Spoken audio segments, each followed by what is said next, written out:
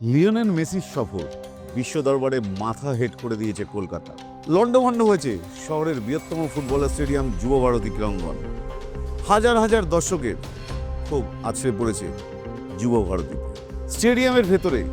এখনো পড়ে রয়েছে ভাঙা চেয়ার থেকে শুরু করে একাধিক টেবিল, মাইক্রোফোন সেট, এছাড়াও প্রচুর কিছু। এই যে ধ্বংসলীলা যে চালানো হয়েছিল, এখনো যদি যুবভারতীর ভেতরে ঢোকা যায় তা কিন্তু দেখা যাবে। 13ই ডিসেম্বর যেদিন মেসি যুবভারতীতে প্রবেশ করে, তার সঙ্গে বহু মানুষ কিন্তু একসাথে মাঠে পৌঁছায়। দর্শক আসন তখন পুরো ঠিকঠিকে, একটা আসনও ফাঁকা ছিল না। মেসিকে ঘিরে শয়ে শয়ে মানুষ গ্যালারি থেকে দেখা যাচ্ছে না বলে চিল্লাচ্ছিল, এবং তার পাশাপাশি মেসিকে ঘিরে প্রচুর মানুষ কিন্তু মেসির সামনে চলে যায়, এবং তারা অনেকেই সেলিব্রিটি, নেতা, মন্ত্রী সবাই। এরপরেই মাঠের বাইরে থেকে দর্শকরা স্টেডিয়ামের ভেতর থেকে, অর্থাৎ গ্যালারির ভেতর থেকে মাঠের মধ্যে জলের বোতল ছুটতে থাকবে, এবং এই জলের বোতল ছোড়া দেখেই মেসি কিন্তু মাত্র 20 মিনিট সময়ের মধ্যেই মাঠ ছেড়ে বেরিয়ে যায়। এরপরে শুরু হয় মাঠ জুড়ে তাণ্ডব। ভেঙে ফেলা হয় গ্যালারির চেয়ার থেকে শুরু করে একাধিক জিনিস, সাউন্ড সিস্টেম থেকে শুরু করে যুবভারতীর যে চেয়ারগুলো ছিল সেই চেয়ারগুলো উপড়ে ফেলে দেওয়া হয়।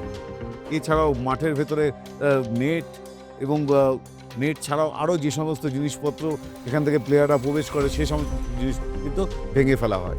ততক্ষণে কিন্তু শতদ্রু দত্ত কিন্তু মেসির সঙ্গে বিমানবন্দরে চলে গিয়েছেন, অর্থাৎ তার পালানোর ছক ছিল।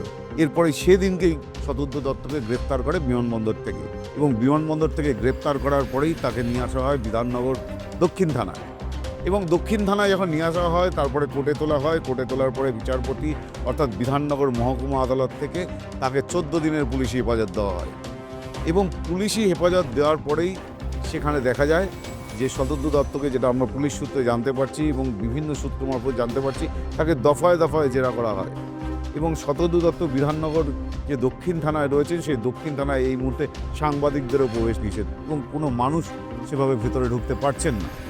এবং এই শতদ্রু দত্ত, যাকে দেখার জন্য প্রচুর মানুষ কিন্তু যাওয়ার চেষ্টা করেছে, কিন্তু তাদেরকে কাউকে যেতে, একমাত্র বাড়ির লোক আর আইনজীবী ছাড়া ভেতরে কারোর প্রবেশ নিষেধ।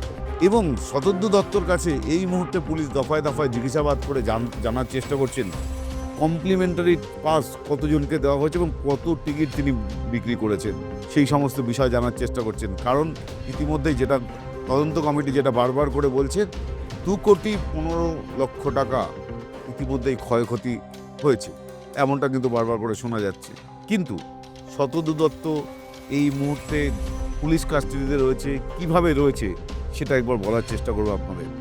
শতদ্রু দত্তকে যখন পুলিশ গ্রেপ্তার করে, তখন বিধাননগর দক্ষিণ থানায় তাকে নিয়ে আসা হয়, এবং বিধাননগর দক্ষিণ থানায় নিয়ে আসার পরে তাকে দফায় দফায় জিজ্ঞাসাবাদ করে। পুলিশের উচ্চপদস্থ আধিকারিকরা তাকে জিজ্ঞাসাবাদ করার চেষ্টা করেন, এবং সেখানে জিজ্ঞাসাবাদ করে, এবং তদন্ত কমিটি যারা রয়েছেন তারাও জিজ্ঞাসাবাদ করার চেষ্টা করেছেন শতদ্রু দত্তকে।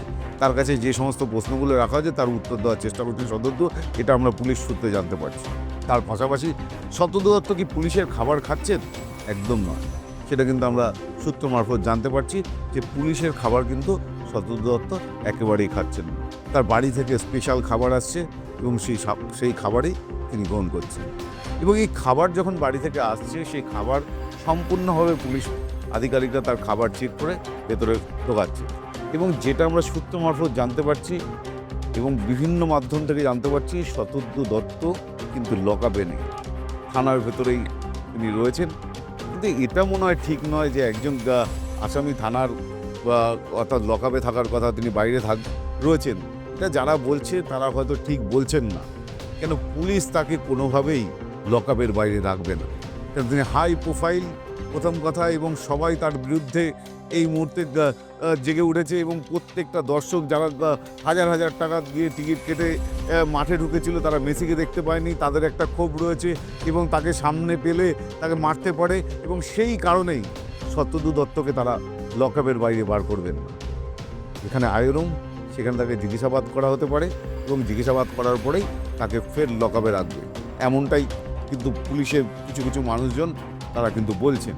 কিন্তু যেহেতু আমরা ভেতরে প্রবেশ করতে পারছি না, সেহেতু আমরাও একেবারেই শিওর নই যে শতদ্রু দত্ত অর্থাৎ পুলিশের লকআপে রয়েছেন বা আয়রুমে রয়েছেন। আয়রুমে তো তিনি আসবেনই, যেহেতু তাদের দফায় দফায় জিজ্ঞাসাবাদ চলছে, সেক্ষেত্রে আয়রুম রয়েছে।